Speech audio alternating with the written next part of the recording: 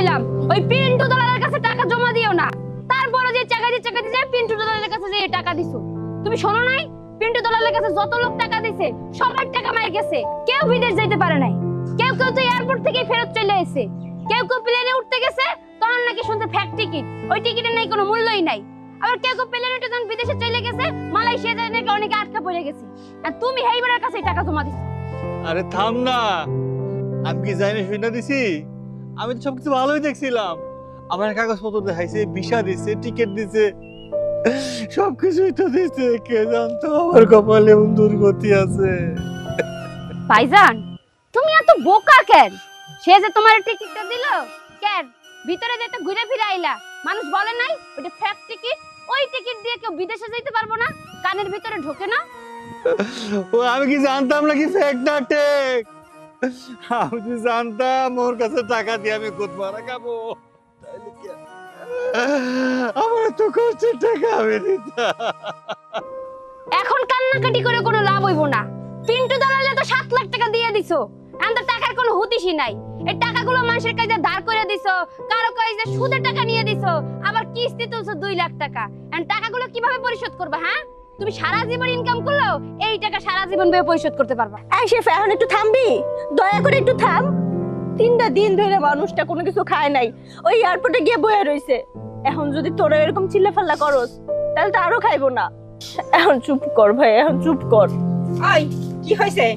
আমার মেয়ের জামাই নাকি এয়ারপোর্টে 3 দিন না খেয়ে রইছে, আর দালাল হারামজাদা কই? ওই দালাল হারামজাদা কেমনে খায় দেয় নাক ডেকে ঘরে ঘুম পারে? এই দালালের বাড়ি কোন জায়গা আমার ক, আমার নিয়ে চল। মা, দালালের বাড়ি তো আমগো বাড়ির ওদিকেই, একই এলাকায়। তাহলে তো ভালোই হইছে, নিয়ে চল আমারে। দালাল কেমনে ঘুম পারে, ওর ঘুম পারে আমি ছুটাই দিতেছি, নিয়ে চল। আগে আমারে নিয়ে চল, ওঠে আরে ওঠে, কাই না চলো যাই। দালালের কিছু কইছি? 7 লাখ টাকা কিন্তু ফেরত চাই।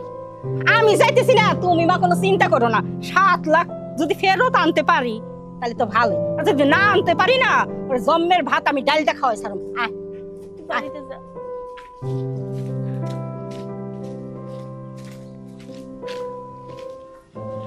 কাতারের ভিসা খুব ভালো ভিসা, বেতন 1,20,000, টোটাল 9 লাখ টাকা লাগবে। টাকাগুলি আপনারা ব্যবস্থা করেন তাড়াতাড়ি, আমি লোকটারে পাঠাবো তাড়াতাড়ি। ঠিক আছে, আমরা টাকার ব্যবস্থা করতেছি, আপনার সব ঠিকঠাক করে ফেলা। যান যান, আপনারা যান, চলেন। এই সেই দালাল? আম্মা এই সেই দালাল। সমস্যা কি? সমস্যা কি বলতেছি, কান দিয়ে শুনেন, 2 কান নালে পরিষ্কার করে ছাইড়ে দিব। আমার মাইয়ার জামাইরে এয়ারপোর্টে 3 দিন না খায় না দেয় বসে রইলো, একবারও খোঁজ দিছেন? নিজে তো ঠ্যাঙের পর ঠ্যাং তুলে অনায়াসে খাইতেছেন, ঘুম পাড়তেছেন, একবার কি খোঁজ নিছেন যে আমার জামাইটা বিদেশ গেছে কি না গেছে? আমি খোঁজটা কেন নিমু? আমি ভিসা করে দিছি, পাসপোর্ট হাতে দিয়ে দিছি, টিকিট দিয়েছি প্লেনের, বিদেশে চলে যাবো। এটা আমার দোষ কি? ওই দালাল বাসে দালাল, মিছা কথা কাউকে লিগা? তুমি আমার বুয়া টিকিট দিছো, বুয়া ভিসা দিছো, এই বুয়া টিকিটের জন্য তো আমার এয়ারপোর্ট বয় রাখছে। 3 দিন বয়ে আসছিলাম না খাইয়া, তুমি আমার মিছা কথা কও? সবকিছু তুমি দিছো, তোমার আর কি করার আছে? এটা তো আমার কাজ না, এটা অফিসের কাজ। এই মিয়া কিছু হয় নাই মানে? আমার জামার কাছ থেকে 4.5 লাখ টাকা নিছেন, তারপর বললেন 4.5 লাখ টাকা হইব না, আরো 50,000 টাকা দিউন লাগবে। আমার জামাই কি করলো? আবার 50,000 টাকা দিল, হইল কত? 5 লাখ। তারপর আপনারা বললেন না আরো ভাড়া বাড়াইছে, টিকিটের ভাড়া বাড়াইছে, আরো 1,30,000 টাকা দেওয়া লাগবে, তাও দিলাম। তাহলে কত হলো? 6,30,000 টাকা। তারপর আপনারা বললেন ডলারের দাম বাড়ছে, আরো দিউন লাগবে 90,000 টাকা। আচ্ছা বুঝলাম, আমরা আবারও আপনারা দিলাম 90,000 টাকা, তাহলে কত হইলো? 7,20,000 টাকা। যেখানে মালয়েশিয়া সরকার ঘোষণা করছে 75,000 টাকা দিলে মালয়েশিয়া যাওয়া যায়, সেইখানে 7,20,000 টাকা দেবার পরেও আমার মেয়ের জামাই কেন বিদেশে যাইতে পারলো না? এই কথা কর। আপনার টাকা তো আমি আর রাখি নাই, আমি অফিসে দিয়েছি জমা। ঠিক আছে, অফিস থেকে বিচার হয়েছে, সবকিছু হয়েছে, আমার দোষটা কি? আমার দোষ দেন কি আপনারা? এই চুপ করেন, আপনি রাখছেন কি রাখেন নাই সেটা আমার জানার দরকার নাই। আমার টাকা আমার ফেরত দেওয়া লাগবে। টাকা ফেরত দেবো কেন? একটা ডেট মিস হয়েছে, অসুবিধা কি? পাসপোর্ট আর বিচারটা জমা দিয়ে যান, সামনের মাসে আমি এই ডেটটা ফালাই যাচ্ছি। অসুবিধা হয়েছে? যান। কোনো যাওয়া যায় নাই। যদি আমার জামাই বিদেশ যাইবেন না পারে না, তাহলে তো বুঝেনি, হয় টাকা ফেরত দিবেন, নাইলে কিন্তু আপনার বিসি 2টা আছে না, সে বিসি 2টা কাইটে আমি নিয়ে যাবো। আমি শুনছি এক একটা বিসির দাম বলে ৭৫ লক্ষ টাকা। তাহলে আমার দুইটা বিসির দাম কত আসতেছে? 1.5 কোটি। হ্যাঁ, মাথায় রেখে এই যে মাথাতে টাক বেল্টু, মাথা ফাটাইয়া আমি গিলু বাইর করে মগজ বানিয়ে রান্না করে খাই ফেলাই দিই। আপনার ক্যারেক্টারটা ভালো না, এরকম নোংরা কথা কইেন না। যান আপনার অফিসে যান। আরে অফিস তো আপনারা নিয়ে যাইতে বলছে, আপনি আমাদের সাথে চলেন। আহা, আমার যাইতে হইব না, আমি অফিসে বইলা দিবনি, আপনারা যান, কাজ হয়ে যাবো। দেখেন চাচা, অফিস কয় আপনারে নিয়ে যাইতে, আপনি কোন অফিসে যাইতে, এরকম কত আমরা ঘুরমু কোন? এই 2টা বছর ধইরা আপনি গো পিছনে এরকম ছুটতাছি, আপনি কি একটা বারও চিন্তা করছেন এই 60 লাখ টাকা জোগাড় করতে আমগো কত কষ্ট হইছে? কিস্তি উঠাইছি, তারপর সুদের উপরে টাকা আনছি, সমিতিতে টাকা আনছি, নিজের ঘর বাড়ি সব বন্ধক রাখছি। আর আপনারা এই টাকা নিয়ে ছেলে খেলা করতেছেন। ভাবছিলাম আমার জামাইটা বিদেশ যাইবো, গেলে আমরা একটু ভালো মন্দ চলতে পারবো, সেই আশায় আপনাদের কাছে আইছিলাম। আর আপনারা আমাকে টাকা নিয়ে এখন আমগুলোকে সিনেমিনি খেলতেছেন। দেখেন, আমার জামাইয়ের বিদেশ যাওয়া লাগবো না, ও খেতে খামারে যেমন কাজ করছে এমনি আমরা খামো। কষ্ট করে আমগো এই কষ্টের টাকা দিয়ে আমগো ফেরত দেন।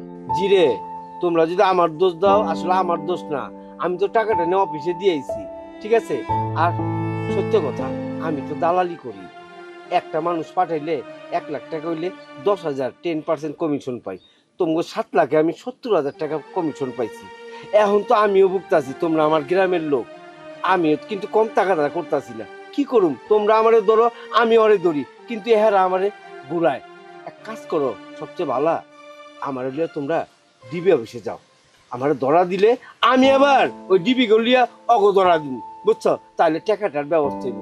এই ছাড়া তো আমি কিচ্ছু করতে পারবো না তোমার লেগা। হ্যাঁ, এইটাই করতে হইব, আর কোনো উপায় নেই। আপনারা মানুষ ঠকায়া এমনি করে টাকা নিয়ে যে কমিশন খাইতেছেন। কি 1 লাখ টাকায় আপনি 10,000 টাকা পান? 1 লাখ টাকা জোগাড় করতে আমগো দম বাইর হয়ে যায়। আপনার মানুষ ঠকায় 1 লাখ টাকা নিতে পারলে 1 লাখ টাকায় 10,000 টাকা কমিশন পান। আর আমরা সুদের উপর 1 লাখ টাকা আনলে প্রত্যেক মাসে সুদের 10,000 টাকা গোনা লাগে। শোন, এসব কথা এখন বাদ দে। উনি যেহেতু ডিবি অফিসে যাইতে চাচ্ছে, আমাদের সাথে নিয়ে যাই। ওইখানে গেলেই প্রশাসনিক ব্যবস্থা করবে যে কাকে কি করতে হবে। হ্যাঁ মা, এইরকম মানুষ ঠকানো ব্যবসা বন্ধ করতে পারবে প্রশাসনিক। আমরা আইনের আশ্রয় নিব। চলেন। চলো। এই কি সমস্যা তোর? হ্যাঁ, তোর না কইছি যে এই ঘরের মধ্যে থাকবি, চুপচাপ থাকবি, ঘরে কাজ করবি, কিসের জন্য তুই সবকিছু নিয়ে এত বাড়াবাড়ি করতে যাস? দেখো না, তোর বলা তোর কথা শুনতে চায় না, সহ্য করতে চায় না, তারপর কথা কেন শুনোস না? জুতা লাগবে।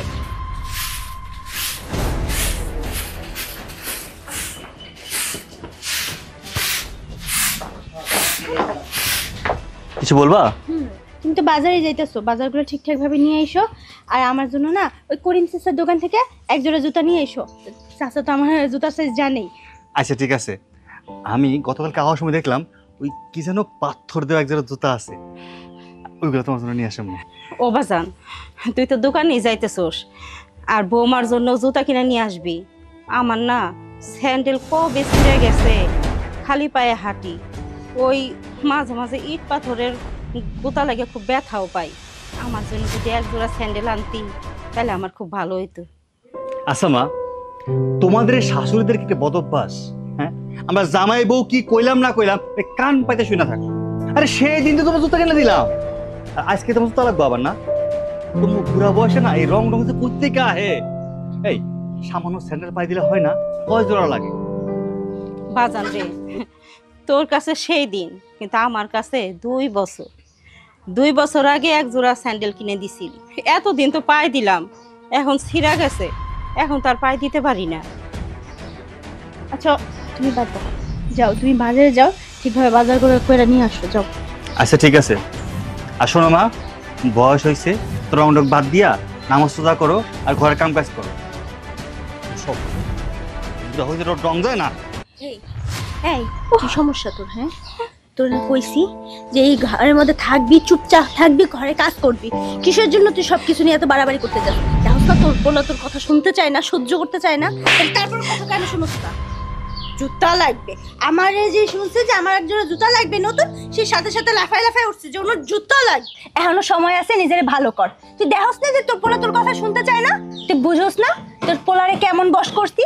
সাপুরে যেমন সাপ বশ করে, ফোনা তুলে সাপ ঠিকই, কিন্তু সবল দেয় না। তোর পোলা হয়েছে ওইরকম। এখনো যদি আমার কথা না শুনে চলস না, পোলার হাতে মাইর খাও। এই ঝাড়ু রেখে দোকানে যা, কিছু সদাই পাতি নিয়ে আয়, আমার বাপে আইবো। দোকান থেকে কি আনো? দোকান থেকে এক প্যাকেট বিস্কিট, একটা ঠান্ডা আর চানাচুর, এগুলো এখন নিয়ে আয়। তোর পোলা তো বাজার করতে গেছে, আব্বা এদি খাইতে খাইতে বাজার নিয়ে আয় পড়বো। যা। যাইতেছি।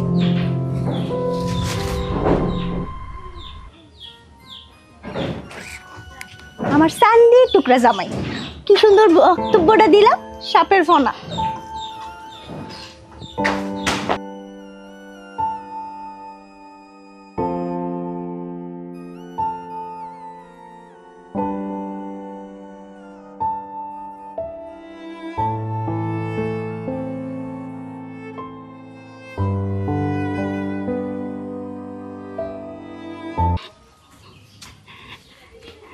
পেন সাহেব আসসালামু আলাইকুম। ওয়ালাইকুম আসসালাম। কই যেতেছেন? দোকানে যাইতেছি, আপনি আসবেন তাই বৌমা পাঠাইলো দোকান থেকে কিছু আনার জন্য। পেন সাহেব আপনি খালি পায় কেন? জুতা কই? জুতা ছিঁড়ে গেছে। ছিঁড়ে গেছে? এত গরমে আপনি রাস্তা দিয়ে হাইটা যেতেছেন, আপনার পা তো গরম লাগবো। আপনি জুতা একটা নিবেন না নতুন? আসলে কি আমার ছেলেরে আমি বলছি জুতার কথা, কিন্তু ও কয় কি সেই দিনই জুতা কিনছে। জানেন বিআই সাহেব, 2 বছর আগে জুতা কিনে দিছিল, সেই জুতাই যে কয়েকদিন আগে ছিঁড়ে গেছে। এই জন্যই আমি খালি পায়ে। ও 2 বছর ধরে জুতা কিনে দিচ্ছে আগে। আচ্ছা চলেন আমার লগে। বিআই সাহেব আপনি যান, আমি দোকান থেকে নাস্তা নিয়ে যাই। আমি খালি হাতে গেলে বৌমা আমার সাথে রাগারাগি করব। ও আচ্ছা বুঝতে পারছি এখন কিছুটা। আপনি এক নাস্তা টাস্তা কিছু আনতে হবে না, আমার লগে চলেন। বিআই সাহেব, বিআই সাহেব আসেন। আমার কথা শুনুন বিআই সাহেব। আপনি আসেন আমার লগে। তানহা, এই তানহা, কে? এইদিকে আয়। আসি। আপনি চুপ থাকেন। বাবা তুমি চলে আসছো? হ্যাঁ আইসি। তোর শাশুড়ি খালি পায়ে বাইরে যায়, তোর শাশুড়ি জুতা কই? আব্বা, আমার জুতাগুলো তো ছিঁড়ে গেছে, তোমাকে জামাই আনতে গেছে, কিছুক্ষণের মধ্যে নিয়ে আয় পড়বো। আচ্ছা তোর শাশুড়ি দিয়ে এই দোকানে পাঠাস কেন? বাড়ি কি অন্য কোনো লোক নাই? আব্বা, আম্মাই তো আমারে যাইতে দেয় না। আমি যাইতে চাইলে কয় না, বউ মানুষের ঘরের তে বাহিরে কোনো হানে যাইতে নাই। আর তোমাকে জামাই তো হচ্ছে বাজারে গেছে, তুমি আয়া পড়বা, এই গরমের মধ্যে আইবা, তার লেগে ঠান্ডা আনতে কইছিলাম। পরে মা কইছে আমি যাইতেছি, আমি গিয়ে নিয়ে আমু। বেন সাহেব আমার মেয়ে যেটা করতেছে কথাটা কি ঠিক? না বিআই সাহেব, আপনার মাইয়া মিথ্যা কথা কইতেছে। আজকে 2 বছর আগে আমার এক জোড়া স্যান্ডেল কিনে দিছিল, সেটা কয়েকদিন আগে ছিঁড়ে গেছে। আমি প্রতিদিনই কই আমার এক জোড়া জুতা কিনে দে, আমার এক জোড়া জুতা কিনে দে, আমার কষ্ট হয়। আমার পোলাও শোনে না, আপনার মাইয়াও শোনে না। বরং চাইতে গেলে আমার ওই বুড়ে কালে এত রস আসে কোথার থেকে, এত রং ঢং আসে কোথার থেকে, নানান কথা শোনা। জানেন বিয়ে সাহেব, সকালে উঠা ফজরের নামাজটা পড়ে সংসারের যাবতীয় কাম করি, তারপরও আপনার মাইয়া কথা কথা আমার খাওনের কোটা দেয়, ঠিক মতো খাইতে দেয় না। কত মাছ মাংস রান্না করি, খাইয়া দেয় যদি কিছু থাকে তাই আমার দেয়, নাহলে আমি জলতে খাইয়ে উঠি। তাতে আমার দুঃখ নেই বিয়ে সাহেব, এই সংসার আমার, এই বাড়ি ঘর আমার, আমি না কাজ করলাম, আমি তো একটু ভালোবাসা চাই বিয়ে সাহেব। আম্মা, হায় আল্লাহ গো আল্লাহ, এত নাটক কেমনে বানায়? আপনি এত মিথ্যা কথা কেমনে কইলেন আম্মা? আপনার আমরা খাইতে দেই না, খাওনের খোটা দেই। আজকে আসুক, আজকে আসুক আপনার পোলা, আপনার পোলাই যা কর কইব, আমি আর কিছুই কমু না।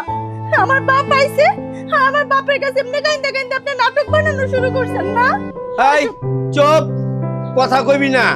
বুইড়া তো আর এমনি এমনি ওই নেই, চেহারা দেখলে মানুষের বুঝতে পারি কেটা সত্য কথা কয়, কেটা মিথ্যা কথা কয়। তুই আমার মাইয়া বইলা যে তোরে মাফ করে দেবো আর তুই অন্যায় করবি, এইটা আমি ওই বাপ না। তোর বিচার পরে করু, আগে জামাই হোক, ওর লগে আমার কথা বলা আছে।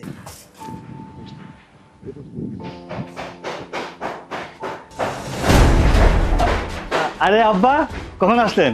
আসসালামু আলাইকুম। ওয়ালাইকুম সালাম। আইসি তো কিছুক্ষণ আগে, তো বাবজি আমার মাইয়া তো কইলো তুমি বলে বাজারে গেছো তোমার মাল লেগে জুতা আনতে, তো জুতাটা একটু দেখাও দেখি। না না না, মিছা কথা, মাল লাগে না তো। আমি তো গেছি আপনার মায়ের লেগে জুতা আনতে। এই দেখো তোমার পছন্দের জুতা তোমার জন্য নিয়ে আইছি। ও আচ্ছা, এখন বুঝতে পারছি। কিরে তুই এত মিথ্যা কথা কস, আমার তো জানা আসলো না। আজকের পর থেকে আমার এই বাসার দেখবো না, তুঙ্গ বাসা আমি আর কোনোদিন আসুন না। কেন আব্বা? কেন? তুমি এই যে তোমার মা, হ্যাঁ তোমার মায়ের তো তুমি সম্মান করো না, বইয়ের কথা মতো চলো। এই যে আজকে তোমার মা বাজারে গেছে খালি পায়ে, খালি পায়ে 2 বছর আগে তুমি জুতা কিনে দিছো। এই গরমের মধ্যে এই বুড়া মহিলা লিখেছে, তার পায়ে কি গরম লাগে না? তোমার কি চোখ নাই? আমার তো চোখ আছে, কিন্তু আপনার মায়া যে কিনতে দেয় না। মাছ জুতা কিনতে কইলে আপনার মায়া আমার কেমন করে ওঠে। ও তুমি আমার মাইয়ার কথা শুনো, আর তোমার মা যে মা জন্ম দিল ওর কথা শুনো না? বাহ বাহ, কি কথা শুনাইলা জামাই। আব্বা, মা তো থাকে আরেক ঘরে, মার তো ঘুমাইতে কোনো সমস্যা হয় না। আমি যদি আপনার মায়ের কথা না শুনি আর রাতে বেলা যদি ঘরে যাই, আমি আর আপনার মায়া তো এক ঘরে থাকি। লাত্তি মায়া আমার খাট থেকে নামায় দেয়, ওই নিচে ঘুমাও। মিথ্যা কথা কইছি, সত্যি কথা কইছি। ও বইয়ের কথা শুনো, বাহ, আর মায়ের কথা শুনো না? ভালোই তো। তোমার মায় যে তোমার জন্ম দিল ওইদিকে খেয়াল আছে? তোমার বউ তো 2 দিন ধরে আইছে। আমার মাইয়া হইলে যে আমি সাপোর্ট করুম, ওই বাবা আমি না। শুনো, তোমার মায়ের যেদিন সম্মান করবা ওই দিনে আমি এই বাসায় আমু। আর চোন মাইয়া, তুই আজকের থেকে ভালো করে চোন, তুই আমার নাম কোনোদিন নিবি না। আমি ভাইবা নেবো আমার মাইয়া মরে গেছে। বেনসাব আমি চাইতাছি, এরপর যদি দেখি যে আপনার লাগে উল্টা পাল্টা কিছু করছে, আমার চেয়ে খারাপ কি হইব না। আব্বা, তোমার আব্বা কি কইছে শুনছো? হ্যাঁ, এতদিন তো মায়ের উপর নির্যাতন করছো, কি বাপের গরমে। এখন তো বাপ বুঝাই দিয়ে গেল। আমারে তুমি নাকে দড়ি দিয়ে তো ঘুরাইছো, আমারে যা খুশি আমার মার সাথে অপমান করাইছো। আজকে আমার মায়ের কাছে মাপ চাইছো,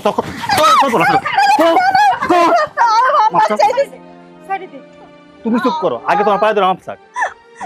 আম্মা, আমি অনেক বড় ভুল করে ফেলাইছি, আমারে মাফ করে দেন। উঠো বৌমা, সন্তানরা তো মা বাবার কাছে ভুল করেই, মা বাবা কি সেটা মনে রাখে? কও, আমি কিছু মনে করি নাই।